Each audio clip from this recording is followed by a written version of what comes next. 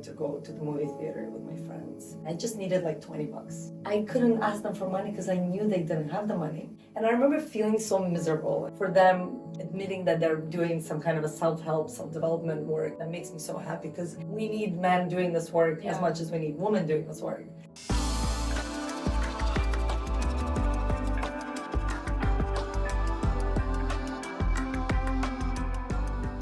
Hi everyone, welcome back to a new episode of Dare to be Fearless. If you have not been following Chief Swag on social media, I'm giving you a heads up that we did a really awesome Black Friday sale. So with the holidays coming, it is actually a very good and fun gift to give someone. So head to the show notes of Dare to be Fearless and I will link more to find out about the company in there. And of course, if you don't follow Dare to be Fearless on social media, follow it at Dare, the number 2, Be Fearless, or my own personal social media at Alexa_Curtis.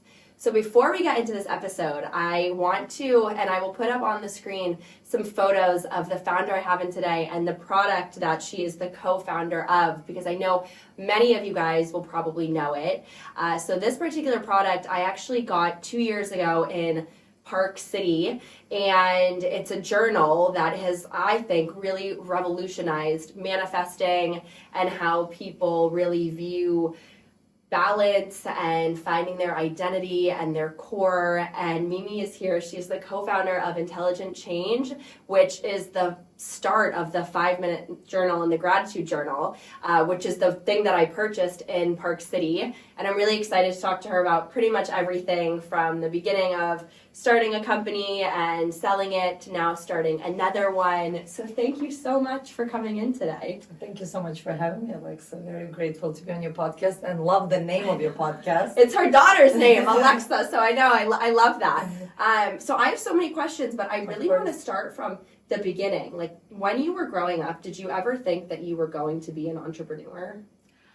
I definitely knew I was different as a child. I always remember feeling like I don't belong to the circle of friends or like the community I am in.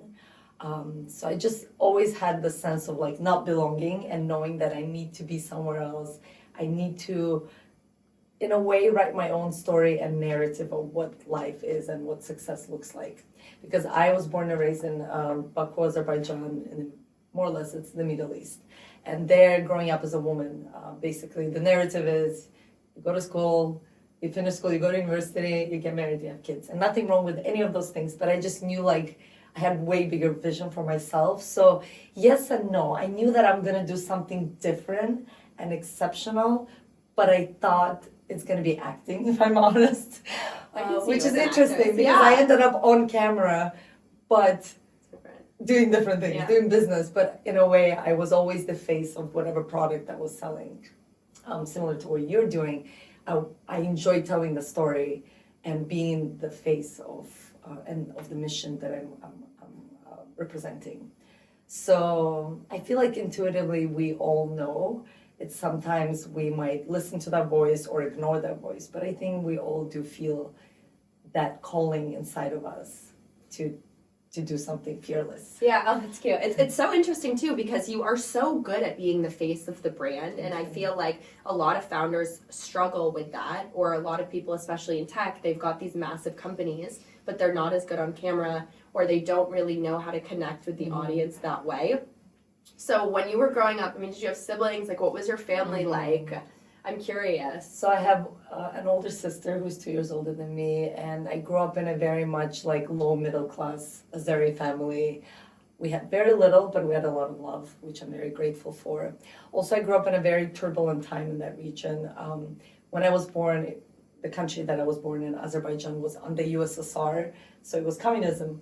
And then communism broke down. I was 5.5, 6, and then there was a period of war, and that was scary, especially for someone who's like in their formative years. So I think a lot of my later the anxiety I had to deal with came from those traumatic experiences. But at the time when you're a child, you don't realize it. You're like, oh, this is interesting. What is happening? Why is everyone running? Like bombs and explosion. Like I faced that for a very short period of time, but still it is very impactful. But overall, a very normal childhood and just freedom. I think also growing up in that part of the world, I always was inspired by the American lifestyle and like the American dream, because we grew up watching American movies. However, when I grew up to North America, I realized that we actually had a lot of freedom as kids there. So since I was little, my parents were like, out you go. All the kids were playing outside. The community was always watching you.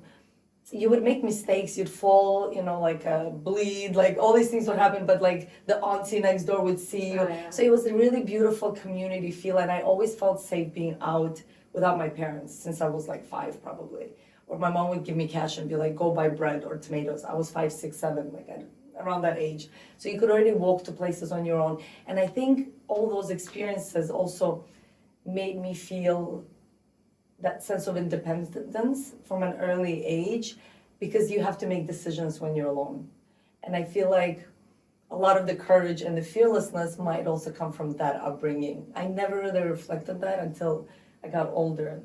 Like when I moved to North America, and I was thinking so big for myself, and my friends in high school, so I was around 16, they're like, oh, I just want to go get a job and work at McDonald's. And I was like, I did that when I was 16 when I first moved there. But by 17, I was like, I need a bigger dream. What am I going to do? I want to move to LA and be an actress. But I always knew I wanted to do something on my own, and something that was different. So yeah, that was, the chapter of us immigrating to Toronto was a very difficult one. I feel like coming into North America and realizing, the dream is there, but you got to create it for yourself. Obviously, the bullying at high school, all of that came as package of being an immigrant at such a also vulnerable age of being a teenager.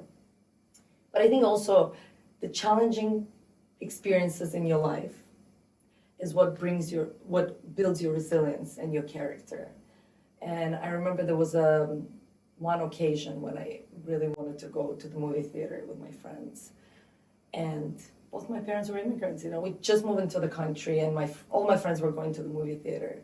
And I just needed like $20. And I was like, should I ask them? What year was this? Oh gosh, I don't remember. Like 2000 and Okay. whatever. Okay. I was 17, let's Okay. say, right? Okay, I just moved there. And I couldn't ask them for money because I knew they didn't have the money. And I remember feeling so miserable and like a victim for that moment. Like, oh, how come my parents can't afford to give me the money to go to the movie theater with my friends? I'm such a loser, right? Like this narrative that, again, we can have for ourselves. Why am I not good enough? Why don't I have what I want?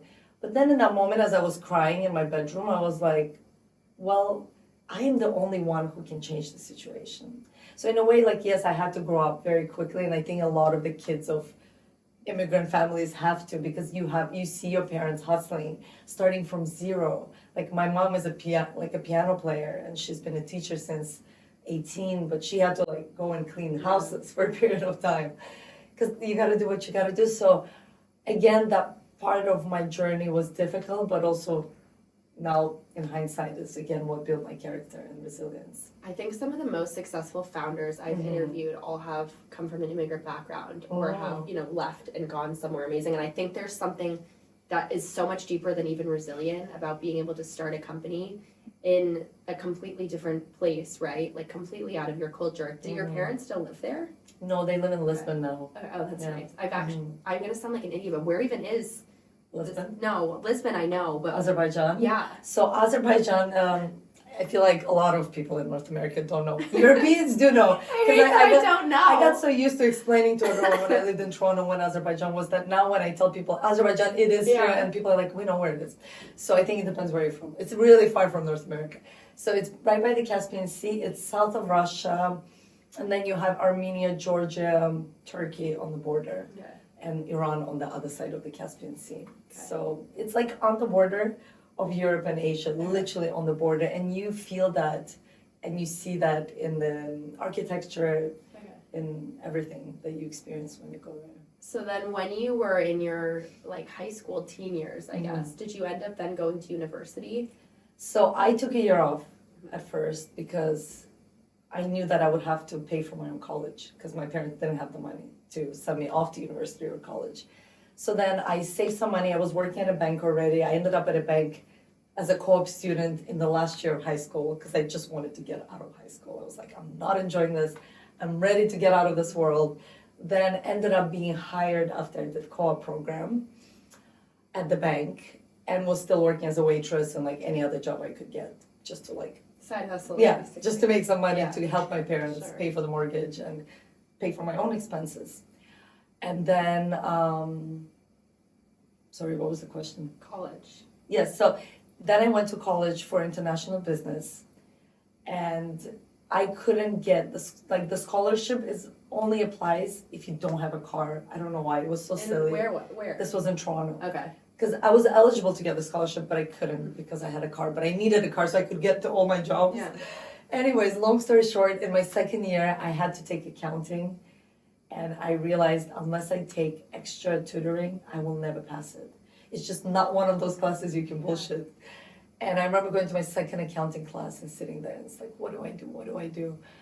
And I realized I'll have to drop out of school because I need to go to my jobs. I literally had no time off. What about loans? I mean, I was taking a school loan, but it's not even that. It's just most of the money was for my rent and expenses and like helping my parents. So I made the executive decision that since I was taking international business, I kind of intuitively knew at the time that I will end up in business. I thought one day when I have my own business, I'll have an accountant. To this day, I'm not great at accounting, but thank goodness for all the accountants. But like founders don't need to, you can't be good at everything, right? You cannot. No. And I think that's a hard truth to swallow. And I had to do it at an early age. And I feel like, in a way, that's what makes me good at what I do because I know what I'm good at and the rest I don't mind outsourcing.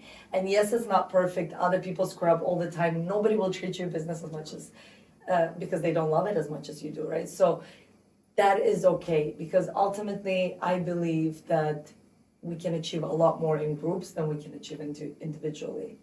So I love having co-founders and I love doing things in a team. So then you dropped out? So I dropped out in my Okay. second year and I was still working at the bank and the restaurant. And then this is when I started dating Alex Ikonn, who is my ex-partner, but still my co-founder. And In Toronto. so we were still in Toronto. We started dating, and then he eventually proposed to me. He got fired from the bank for having a side hustle. I ended up quitting the bank because I didn't like it anyways. I just stayed there because it was an easy opportunity that kind of naturally progressed. And then both of us started different ventures. I was a fashion stylist. Alex was doing social media consulting. Super early, like Twitter just came out. And nobody really believed in what he was doing. I was doing okay, but then I realized I don't ever want to be in a business where I'm exchanging time for money. Because in a service business, you don't really have a business. No. Like if you're a lawyer or a dentist or accountant, if you go on holiday, if you have a child, if for whatever reason you cannot work, you're not getting paid. And also at the time, we read The 4-Hour Workweek, which has been such an important book on our journey because it inspired us at the time to follow our own intuition and the vision we had for ourselves. And yet in our instant community of friends, everybody either just graduated from school or was still in school or worked in corporate. And then we read these stories of these lifestyle entrepreneurs living their dream lives, traveling the world. And we just resonated with that vision. And both Alex and I, we knew we can do it. Like we just saw that this is where we're headed. But we needed the muse. And the muse in the book is basically like the idea. What is this business that you're going to create? And coincidentally at the time, Alex proposed to me, even though we were broke. I was like, okay, yes, we'll make it work somehow. And then I was looking for hair extensions for the wedding. Because this is my natural hair. Like it's nice and like medium thick, but it like never grows like really thick. And you know, girls and weddings and all of that, like we want it to be quite dramatic and not everyone, of course, but that was my vision for my wedding day. And I ended up buying clip-in hair extensions, coming home, putting them in my hair, and I realized they were so thin, they just didn't blend with my hair. And I was complaining to my sister. Alex happened to be in the room, and he was just looking at us. He's like, what are you wearing? What is clip-in hair extensions? Tell me more. There was a computer in the room, and I showed him the videos on YouTube of girls just wearing random hair extensions, the before and after, because it's such a transformational product. Like if someone like you with shorter hair puts it on, you look like a Yeah, different for person sure. instantly, like 5 minutes. And it's such an emotional product. And I remember Alex's reaction. He's like, "This is amazing. Why don't we do it?" And we both looked at him and we said, like, "What do we know about hair?" But we also both found that magic of an idea when it's, you have this bell going in your head and you can either listen to it or not. I don't know if do you know Elizabeth Gilbert? Yeah, why? Yes, she wrote this book Yeah, called Big Magic. That's why. Okay. I love that book. Yeah. And I often reference this book. She says ideas are not loyal. They go to many people at the same time because an idea is almost like a child. She wants to come through, or he wants to come through a human into the human experience, into the physical experience. And if you don't execute it, it'll go to someone else. So we did listen to the calling and to the idea, and literally from the moment of the idea coming to us to the launch of the business, it was something like 3-4 months. And also we didn't have the money. But thankfully, because we worked at a bank, I had a loan, so I had a line of credit I could use, which was $15K. Alex had a $10K line of credit, and then we borrowed $5K from his mom, who had one of those Visa checks, which was, it was something like, don't pay anything for 6 months, zero interest, Yeah, but then zero you pay interest. 20% Yeah, of course. interest. Great. So we looked at those checks and we're like, Best. okay, we have 6 months to make money. Mhm. And we did. Initial investment was $30K, and in our first year we made our first $1 million. Now, not coming from Yeah. money, because both of us don't come from money. This was almost like flying to the moon, because you have to make a mental leap in your belief system to be able to attain that kind of wealth, and then remain with that wealth. Yeah. And grow from there as well. Because then a lot of times people will self-sabotage the success that they gain. So yeah, that is the story of Luxy Hair. That eventually grew and grew, and we just felt like that magic of like being at the right time, doing the right thing, because we didn't have any money to build this business, so we just used YouTube. We made YouTube videos. This is before TikTok also. Yeah. This is 2010. So you're selling then directly even Yeah, before B2C. Amazon. Yeah. Okay. There was Amazon was around, but we were not selling on Amazon. How are you acquiring customers then? YouTube videos. Okay. So my sister and I started making YouTube Okay. hair tutorials, showing girls how to braid their hair. I remember one of my biggest viewed videos. I mean, all those videos are still there. You can look it up. It was how to do a fishtail braid. They got millions of views. But I remember trying to learn how to do it, and it was interesting for me. It was fun. I knew it's not something I want to do for the rest of my life. But for me, it's always important that whatever I do, I'm having fun. Because if I'm not having fun, then what's the point, right? Yeah. It's got to bring you some level of joy. It has to be interesting. And yeah, it takes a lot of courage, right? Every time I would sit in front of the camera, I started on the laptop. Eventually, we were one of the first influencers to use DSLR, or content creators to use DSLR cameras on YouTube. And I think that made our content stand out. And but I remember every time I would sit, I had my schedule of when I would film. I used to post 2 videos every week consistently for years. How many years? At least 5-6 years. Oh wow, okay. Yeah, I think 5-6 years. I think at one point I had more than 300 videos, and I told myself, that's it. I just can't do this anymore. And that's when I started planning out. Okay, we need someone to acquire us. And as much as I love hair, this is not something I want to do for the rest of my life. There's so much more to me that I want to express and discover and learn. And eventually we attracted the right buyer and sold the business after 8 years of time. So yeah, more or less was 2018. Back me up a second to when you were all the side hustles, and you didn't come from any money, and you're doing all these things. What was getting you through those moments where you're trying to decide what to do next, and knowing you hadn't finished university, so there wasn't necessarily any security, and going to a corporate job type of thing? I mean, I could have always gone back to the corporate job because I had one. I kind of hacked the system because I got in straight from high school. And I remember, again, a lot of my friends who went to college then ended up working the same job I had at 18, 19. But I again, this is just to whoever is listening, there are always shortcuts in life. You just have to find them. You have to look for them. So I hacked the system and I was getting paid way more than anyone in my age group. And again, those are the people who grew up in that country. So again, I was thinking in my head, how interesting that everything is about a story you tell yourself. Mm-hmm. If you tell it yourself a story that, oh, after I graduate high school, I need to go and work in a fast food restaurant, and only then I can go to college, and only then I can. No, you go work somewhere for free. I always tell everyone, even when I worked as a fashion stylist, I went into the agency that I wanted to be represented by, and I told them I want to work for free as an intern.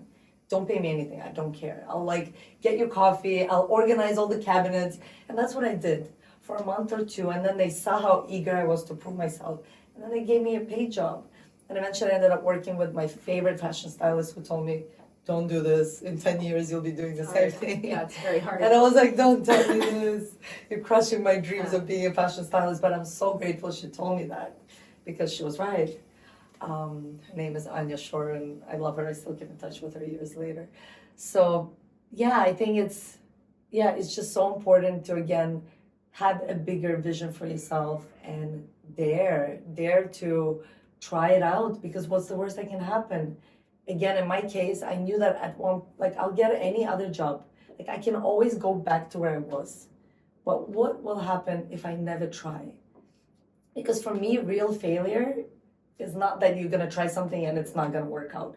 It's that you're going to be old and dying, and you're going to look back at your life and you're going to say, oh, I wish I would have done that, but now it's too late. Mm-hmm. I wish I would have told that person I liked them, or I went for that job opportunity, or started that business, or moved the country that I felt so passionate about living in, but I didn't because I was scared. So, yeah. So were these kind of internal thoughts that you were telling yourself? And you're quite young. I mean, how old were you when you started? So Luxy here was started when I was 24. Okay, so you were working then in the regular job at this time. I quit, yeah. So I quit at 22, 23. Then I did the fashion styling for a year. And then I was like, no, I don't want to be in a service business. And then around 24. When we started Luxy. Got it. Okay. Yeah. So do you feel like, because so many people, the problem is these thoughts that you're saying that it can't come to fruition with them. So that's why they stay in a job they hate. Yeah. Because they see someone like you say this, but then they're like, I can't attain this. Mm-hmm. So how did you start to train yourself to believe these things? Or you always just had this intuition? I think I've had the intuition, but it doesn't mean that you're not scared in the moment. I remember, for me, the biggest fear was to go back to the corporate. And to anyone who is listening, I don't think you have a lot of corporate people listening. No, people who are corporate and want to leave their job. Not to this corporate, right? Some people love it. If you love it, it makes you happy, great. Because when you have your own business, also something that you learn is that you never stop working, right? This is your baby. You think about it 24/7. Even on holidays, you're in the sun, getting your tan, but you're like, oh, I had an idea. I need to write it down. It's exciting, but it's also exhausting. But for me, corporate was not a place where I felt like myself. Again, I didn't fit in. That whole same thing from when I was a kid. I didn't fit in any schools. I didn't fit in most environments. So corporate was just another place like that. And I remember taking breaks and going to the bathroom and literally looking at myself in the mirror and having this existential panic attacks. What am I doing here? Why am I here? This does not resonate. And I think, let me rephrase that. I know that all of us have that internal feeling. How do we know? It's how we feel in our body. A lot of us is disconnected from our bodies. But if we make the time to pay attention to the feelings and the emotions that we're feeling in our stomach when we're at our job, when we're with certain people, it's either a warm, good feeling, or it's repulsive feeling. And I am blessed that I was connected to that feeling, and it was inducing anxiety for me to be in this corporate job where I felt like what I think and what I can give doesn't really matter. I mean, I still worked with people, and part of me was happy because I love people and I love serving people, and I was doing that day to day in my job. I was helping people with their finances, but at the same time, again, I felt like there was more, and it can be in this constrained system. I want to break all the rules and make them myself. And I think at one point you realize you're just not employable anymore. So what's one thing you would say to someone who's working a corporate job and wants to leave? They have these bad gut intuitions, but they're so scared. I mean, because you're leaving financial security, you're leaving like all of these things, and then you know what to do next, whether or not you want to be an entrepreneur, whether you want to get another corporate job. I think if you can remain at your corporate job and start a side hustle, do it. Because I've also met people who have done that. It doesn't need to be all or nothing. In my case, I needed to be so desperate, because also then it becomes like the golden handcuffs, right? And I think there's a very fine line, and only you know if you can manage both, and if you can give it your all to your little baby project, the side hustle, and then as you see it growing, then eventually you have to unplug from the corporate security. And in my case, because Alex got fired and I quit because I didn't want to be there anyways, I had no choice. I mean, I could have always went back if I really needed to. I knew the right people and the right connections. But having the desperation is always the fuel. You need to be desperate to a point to not sleep and get the work done. Because now that I'm not a bit more, now that I have a lot more luxuries in my life, in terms of not having that desperation, I've had so many brilliant ideas where I'm like, it's nice, but like my life is so good. Yeah. Do I really need to do I need to go there and do that? And I think as I reflected on that, I always realized how the desperation is such an important element in the equation of whether you make it or not. Yeah. You were 24 then when you met Alex. No, we met, I was 21, 20 when we met, but we got married when he was 23, I was 24. Okay. And that's exactly when we started the business, because I needed the hair extensions for the wedding. Okay. So I wore them at the wedding. And we launched literally like a month after the wedding.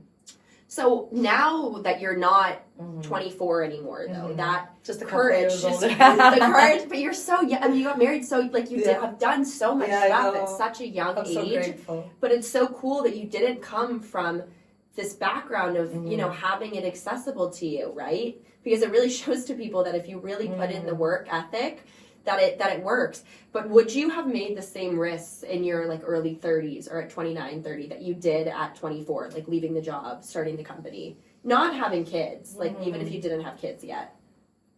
I think so, absolutely. I don't think it's an age thing. I think it's more of connecting to the part of you that is ready to face the feeling of like, that's enough. Yeah. That is it. Like, I'm going to go for it. Because the pain of not going for it is stronger than the pain of staying in the comfort zone. Does that make sense? Makes so much sense. Yeah, because in a way, that's what I've done now again on my current journey of, like, let's say, separating from my co-founder Alex and my life partner for 15 years. It's a different story, but it's also, you can say that, why would you do something when you have such a comfortable life? And it works. It's like we have a great relationship, but something in me felt like I need to get out of this relationship to live my full potential of what it is that I desire. And it might not make a logical sense, but intuitively, I know this is for my ultimate growth. And I don't know what's going to happen.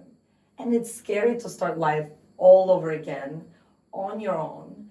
And there's so many things that come with that.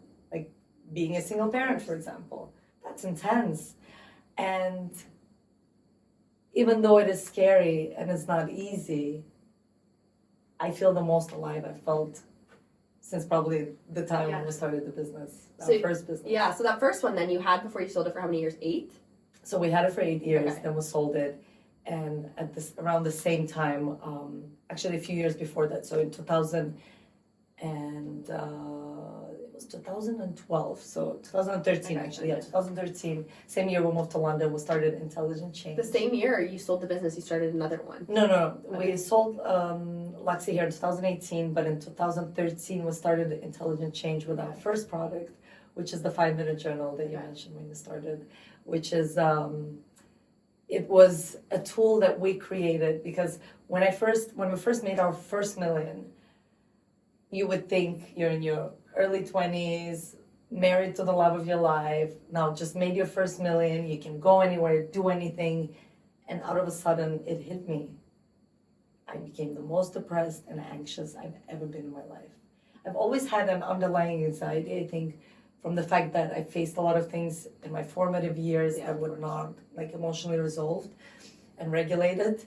And the first time I felt safe was probably when I was in this healthy, secure relationship with my ex-partner, Alex.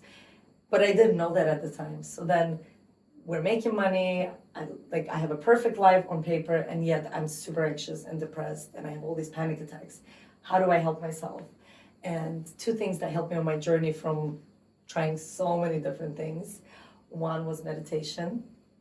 I discovered this meditation called Vipassana meditation, and I did a 10-day, you go to the silent retreat. It's free. And if you complete the 10 days, then you can donate whatever you feel like you can. The first time I went, I ran away on day 3. Then I went back and I survived the 10 days. And it was the best thing I've done for myself.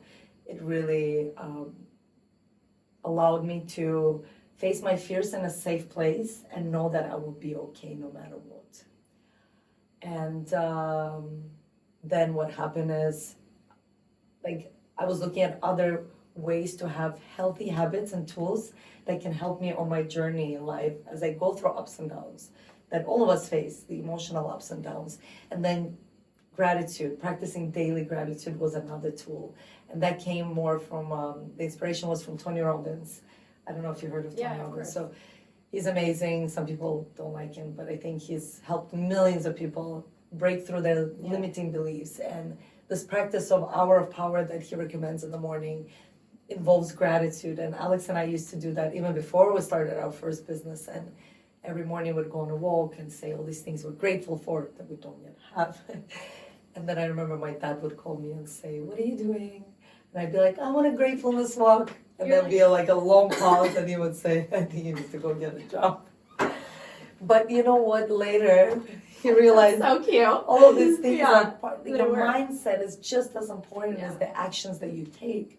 Because if you take all the right actions, you meet the love of your life, you get the right business opportunity or job opportunity, or you start your business, things are going well. Unless you change the subconscious mind, unless you program it, there's a high chance you're going to self-sabotage.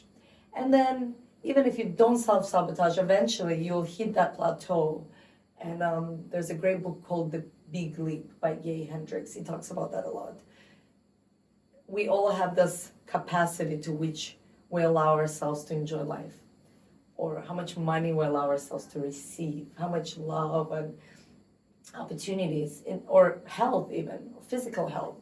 And the moment we hit that ceiling, we tend to self-sabotage.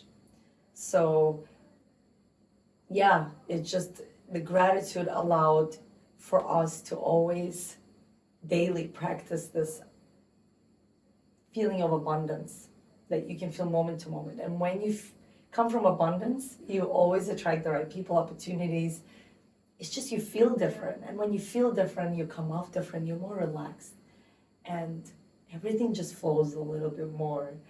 And that makes a huge difference in life. Is it as simple as just writing, to make yourself be grateful? Is it as simple as just writing, I'm grateful for every day? Because I have done that stuff, and I don't always feel in the moment I'm okay, I'm grateful, and then I go on and everything else starts, and then I forget that stuff, and then I kind of get back sometimes in that negative cycle of Absolutely. The subconscious mind takes over. I think what we've done right with the 5-minute journal is that the structure has the morning portion and the evening portion. So you really want to anchor these habits in your morning routine and the night routine, ideally. First thing you wake up is the best time to do it because you're the closest to your subconscious mind in reprogramming it. So I always suggest for people, and the science backs it up. First thing in the morning, you wake up, you're still kind of sleepy, you're not fully awake. So grab the pen, have it right by your bedside table, start filling it out. A lot of my entries look like chicken scratch because I'm literally half asleep, still drooling. And I'm writing down all these things that I feel like in this moment is my warm bed. It's knowing that I have a fridge full of food, anything that it can be tiny. The fact that you can see You know, I was talking to my daughter this morning because I saw this blind person that I see every morning walking like opposite to us as we go to school. And I said, like, how incredible we get to see every day. Like, she doesn't have that luxury. You know, you can complain all you want about your life, but even those small abilities to walk, to see, if that gets taken away, your whole life gets affected. So I think challenging yourself to write different things, it's really important, because a lot of times people will start writing the same thing and then it becomes robotic, and you don't want it to just write it out of a habit. You want to really connect to that feeling of gratitude. So that's one. Then there's a portion in the morning, like 3 amazing things that will happen today. So again, it primes you to think of all the good things rather than your to-do list and like starting to feel overwhelmed first thing in the morning, like I need to do this, I need to do that. We'll all do that. You're thinking, what will bring joy into my day? Maybe it's the fact that you'll go to the gym and like you'll work out and you'll feel good in your body, because that's a way to show self-love to your body. Maybe you'll challenge yourself to smile to 5 strangers, right? Totally up to you. Change it up every single day. And then in the morning, there's a portion that is affirmations. And again, those can change based on what you want to feel and embody in that certain period of your life. I go into phases where I'll write the same thing for like 6 months until I become it. And then I switch it up. And then the evening portion that you do right before you go to sleep is reflection of the day. So 3 good things that happened today. And again, there's lots of studies that show if you try this, if you do this, not try, do, if you do this for 21 days, the overall health benefits of sleeping better, your relationship with yourself improves, your relationship with other people improve. It's so significant that even if you stopped after 21 days, you would still feel the benefits for months after. So to summarize, and then the last question is like, what did you learn today? But to summarize, I think the most important thing for anyone who struggles with these habits is that you don't need to do it every day. You don't need to be perfect. We all try to do things perfectly. And then when we fail, and we all will fail, because none of us are perfect, we feel bad. Oh, well, I didn't do it. I guess now I can't do it anymore. No, you can. Pick it up at any point. Like, for example, I've been great at working out consistently. The last couple of weeks, my life has just been like on steroids. Meetings back to back. So I've skipped more workouts than I have in like literally years. And part of me feels a little guilty, but then part of me knows that it's okay. I'll pick it up in a week. That's okay. Like, I see it. I'm not happy with it, that I'm not putting myself first. But life happens sometimes. And I have the power to change it when I decide. And even if I do just a 10-minute workout and just some squats on my break, it's still better than I do nothing. Yeah. Same with the gratitude. Like, if you do it twice a week, it's better than not doing it at all. Similar to the workouts, right? So I think that's something to keep in mind, is that really avoid that idea that you will be perfect. Because again, that's partly how we self-sabotage things in life. How soon into starting the journal did you guys see, like, oh, this is going to be a big product? This is going to be successful? Quite frankly, it took off right away, but I think it mainly took off for 2 reasons. I already had a social media presence from Luxy hair, so that definitely helped fuel the business. And then we also gifted a copy to Tim Ferriss, who obviously was our inspiration. At the time, he was going through a bit of a dark period of his life. He just started his podcast as well at the time. And the journal really helped him on his journey of self-growth and self-development. And he's been using it ever since. He featured it in his book, Tools of Titans. He featured it on his podcast so many times. We never paid him anything. How did you find him? Like, get in touch Oh, he was in Toronto at an event. Got it. Serendipity, right? Like, synchronicities in life. I don't believe anything is, an accident. Yeah. Everything is meant to be the way it is. And we gifted him the journal, and we told him, like, he is actually part of the dedication, because he was our inspiration. And he started using it, he felt the benefits, and, he's been promoting it ever since, and we're so grateful to him. Because that brought out a different demographic to our business, which is male demographic. For them, journaling and even admitting that they're doing some kind of a self-help, self-development work used to be such a taboo, whereas now so many men are very comfortable to talk about it, do it, and participate. And that makes me so happy because we need men doing this work as much as we need women doing this work. And that's how it started. It really took off. Yeah, I have one of the cards as well. What do you call it? The Get Closer. Yes. I love that. And I with my now ex-boyfriend, but I found, men, it's very hard for them to communicate. So like those things, even the retreat you had, I think now 2 weeks ago, there was a lot of guys in the room, and I think like being able to see a guy and that they are wanting to like be grateful and do a lot of these things that women do. What do you say to someone who's like, manifestation is like very woo-woo, or like this is too out of the box for me to start this stuff? I feel like I don't get that feedback frequently, but I know generally speaking, there will always be naysayers and people who will say, well, this doesn't work. And the truth is, there's enough science to back it up. Last year, I did a workshop on gratitude, so I had to actually research all the latest science that backs up gratitude. And it's not woo-woo at all, The truth is, we talk about 5-minute journal like the toothbrush for your mind. If you don't use your toothbrush on your teeth, what's going to happen? Nothing will happen the first day, week, month even, but eventually your tooth will decay. Same with your mind. If you don't have those healthy practices, you're just not at your full capacity, which is going to affect your mental health, it's going to affect your physical health, and also going to affect your opportunities. Like you won't go after what you want because you're in a fear mode, you're in the scarcity mode. And I think what practicing gratitude, or we have another tool called the productivity planner, which helps you be more productive. I don't know if you've used that. Honestly, game changer. Okay. For anyone listening, obviously your crowd is very entrepreneurial crowd. It is such a game changer that sometimes I have to admit I self-sabotage where I don't use it for periods of time. Because I lose it, or like something happens to it, it gets destroyed. Because when I do use it, my productivity is like 1,000 times more. Okay. 1,000 times. Because there's something about using that system, which is like facing the elephant in the room, like 3 to 5 things that you need to do today. Because we tend to like write a long list of things that we need to do and start with like the easiest but the most random one that we don't actually need to do today, because it feels like it's the easiest. But in fact, if you start with the hardest, you don't need to do the whole thing, but like the phone call, the first email that you've been procrastinating to send, because it's just, again, it's all mental blocks, because you often don't feel like you deserve that opportunity, or, you're not good enough. But if you face that first, it like gives you the fuel then to do everything else. And then often I'm in a place where I'm like, whoa, I did all of it and I have even more time and energy. You're just more empowered.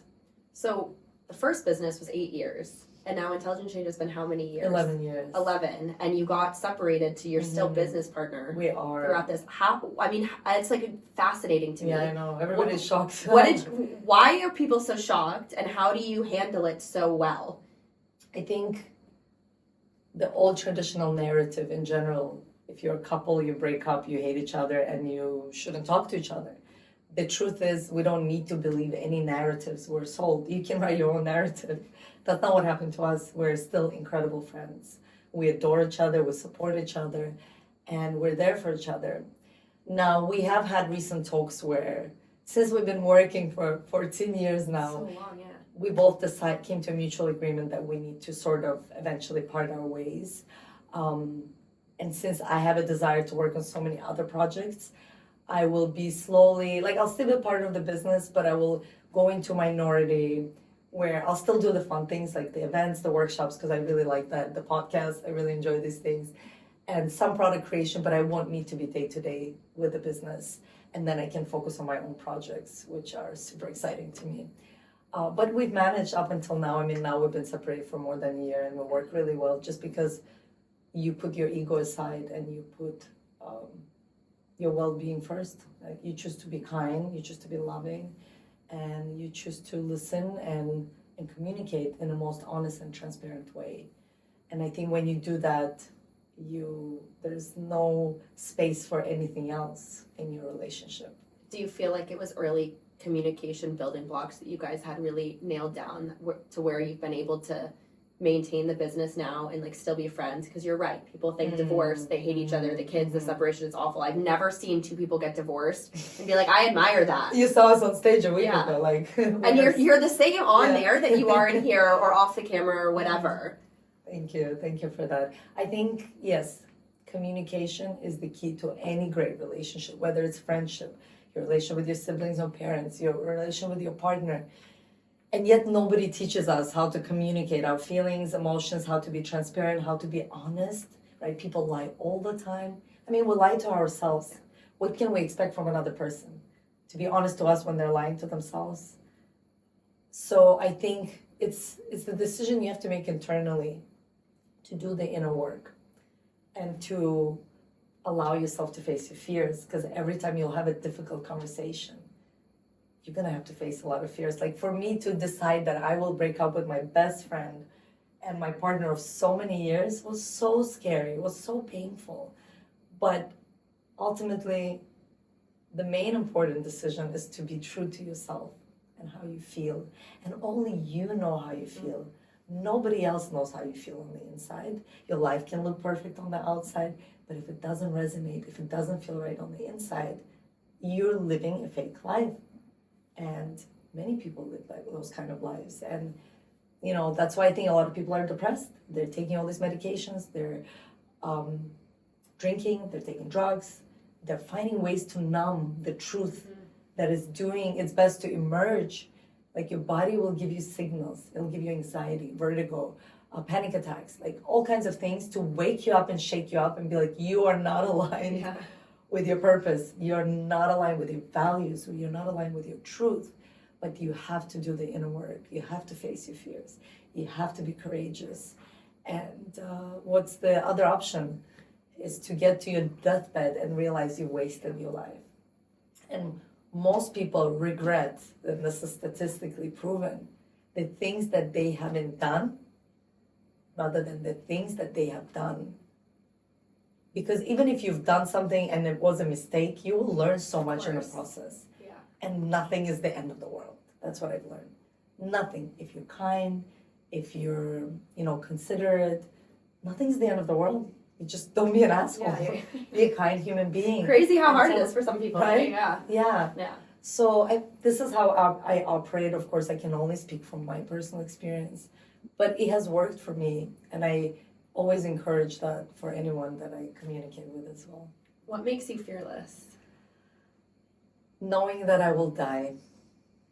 And I think it's a very hard truth. It's a bit morbid, I know. But one of the biggest gifts I received from my grandfather is that I saw him die in front of me when I was 10. And he was my favorite. I had such a beautiful relationship with him. And seeing somebody you love so deeply at such a young age in front of you, just like that. He was not sick. He was super excited about life. He was 72, working. He just came back from America, and he's like, one day I'll take you girls. Me and my sister were in the room together when it happened. He's like, one day I'll take you girls there. He just got a new job that he was super excited about. And then we had lunch, and then he was gone. Wow. Just like that. I think he had a stroke. Okay. Yeah, heart attack or stroke. And just seeing that life is so fragile traumatized me, but then also has been a blessing, in disguise.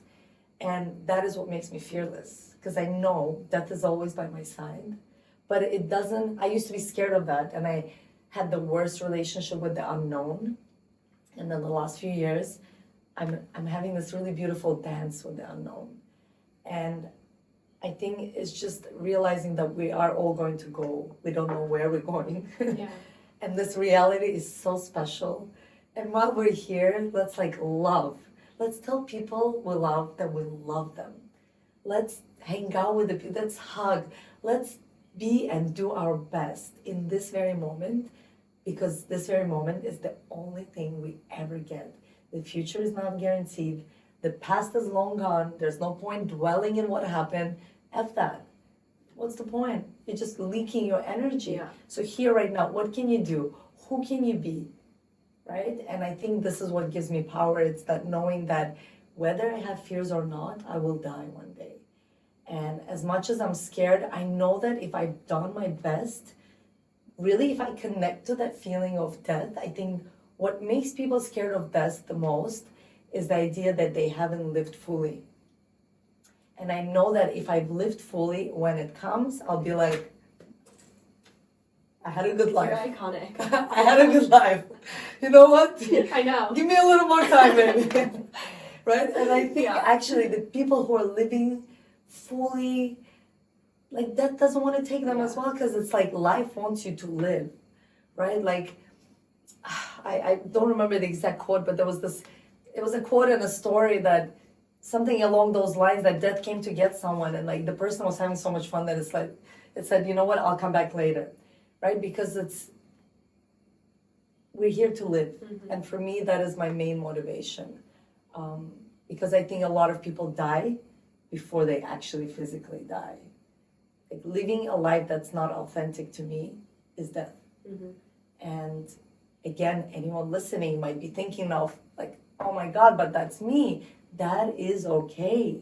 Just face the truth and then commit to doing something about it. And you don't need to get divorced tomorrow or like change your whole life, but go deeper and ask yourself these questions. Like, what is the vision for myself in the next 5 to 10 years? And what are the steps? Then break it down into smaller actionable steps that you can take. And ask for help. I think also we forget sometimes the power of community.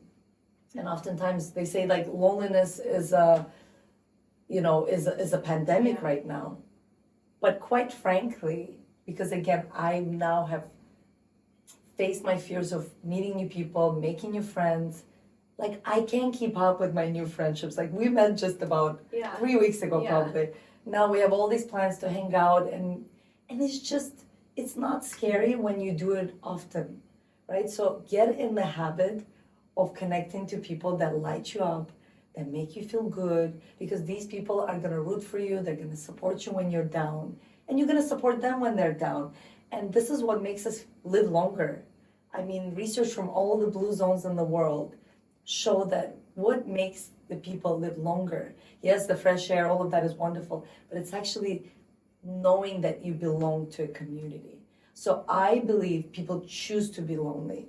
It's a choice. It's a choice, and it comes out of fear. And it comes out of ego. You think nobody cares, I'm the only one, oh, I'm the victim. But the truth is, if you share your story, so many people will come to you and say, I feel the same way. Let's be friends. Mm-hmm. Let's start a business together. Maybe you'll find your romantic partner. But ultimately, it's about, everything is about facing your fears. That's why you have such a brilliant name for your podcast, right? If you face your fear, life is all about facing fear. If you face your fear, you live. If you don't face your fear, you're in your comfort zone. You're existing. You've outgrown it, but you're scared to admit yourself that you have outgrown the shell, like a little crab, but stuck in the shell that is no longer serving you. Mm-hmm.